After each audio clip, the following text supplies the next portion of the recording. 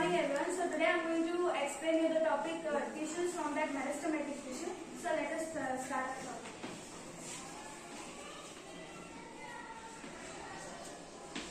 Before getting into the topic meristematic tissue, first let me explain you about the tissue.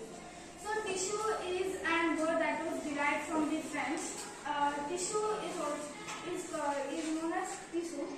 It is the another form of tissue which means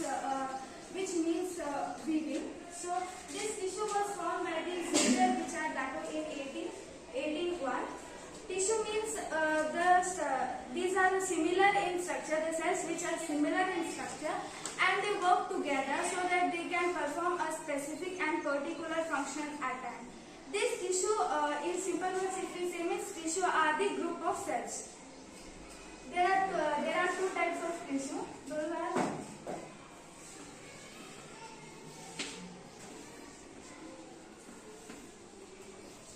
plant tissue and animal tissue. So here I am going to explain you about the plant tissue. In plant tissue there are again two types.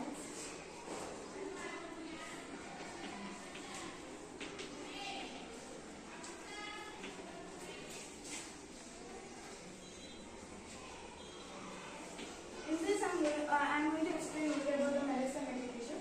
First, let us understand what is this meristematic word. Meristematic tissue means the tissues that keep dividing itself so that it can give rise to a new cell. It is called as meristematic tissue. After we get to know that it divides continuously, we can tell that these tissue cells are very active and they will be dividing continuously. This meristematic tissue is responsible for the growth of the plant as it is present in the growing regions of the plant, like the tip of the shoot and the tip of the root. This meristematic tissue have the thinner cell wall and thinner cell wall. There are three types of meristematic tissues.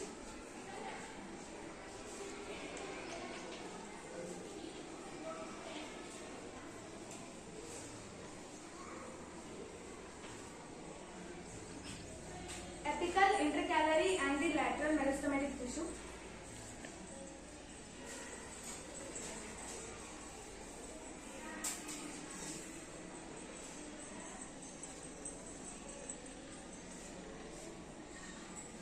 Now I will show you where these three types of meristematic tissues are present. At the tip, the apical meristematic tissue is present. And here in the internodes of the leaves, of the stalk of the leaves, the intercalary meristematic tissue is present. And here is present lateral. Now we can get to know that the apical meristematic tissue is present in the tip of the shoot and the root, so tip of the plant. So we can get to know that apical is responsible for the growth of the plant. And the second one is intercalary. It is found in the internodes of the stalk of the leaves. So it helps in increasing the number of the branches. And the last one is lateral. This lateral is present in the bark or the stem of the plant. So it helps in the increasing of the diameter of the plant. So these were the three types of meristematic tissue. And again one point that is important, that meristematic tissue cells are living cells. Thank you. One of my friends has thought about meristematic tissue. So I am going to teach about permanent tissue. As we can see here the tissue, there are two types of tissue, plant tissue and animal tissue, and in plant there are two types, meristematic and permanent. And I am going to deal with permanent tissue. First, let's get to know what is permanent tissue. What do you think what happens to the meristematic tissue once it gets its final growth? Can anyone answer? So, when the meristematic tissue gets its final growth, it gets some specialized cells which get converted into the permanent tissue. That process is called differentiation. Permanent tissue has a specialized cells which can perform a particular function, and it is originated from the meristematic tissue. Now, let's talk about the characteristics of the permanent tissue. These cells do not have any power to divide, that is, they don't have the power of division, and then they don't have definite shape or size, and the cell wall might be thinner or thicker thicker and they may be living or dead, but they will be having a large vacuolated cytoplasm. Now, let's talk about types of permanent tissue. There are two types in that: simple and complex.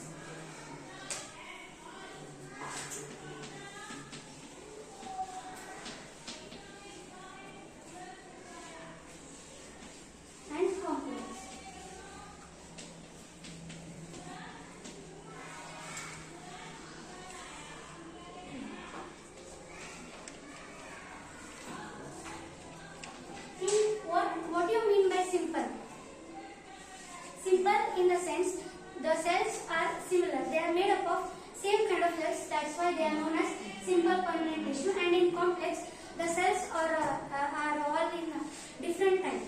That's why it is known as complex. And the two types of complex is xylem and phloem. And the permanent the simple is parenchyma, collenchyma, and sclerenchyma. Now let's talk about parenchyma. Parenchyma is present in all the part of a plant, and it has a thinner cell wall. It has large vacuoles. The functions of the parenchyma are: it can store food. And another thing about parenchyma is that it can be oval, spherical, or polygonal. Now let's get into the diagram.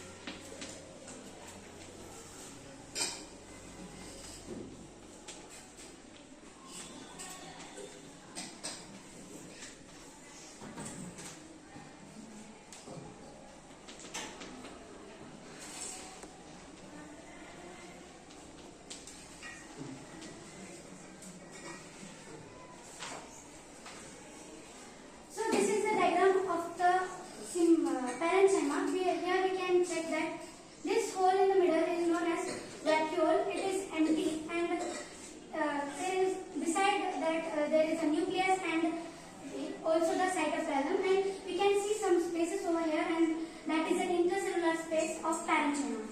Now there are two types of parenchyma. Okay. There are two types of parenchyma. Those are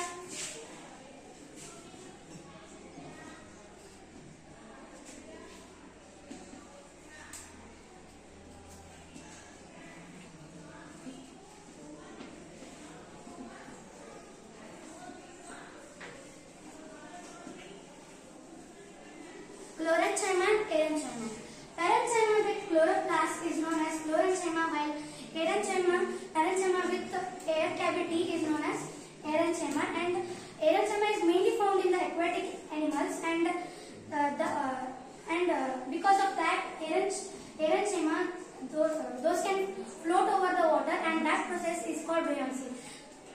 For today it's enough. Thank you.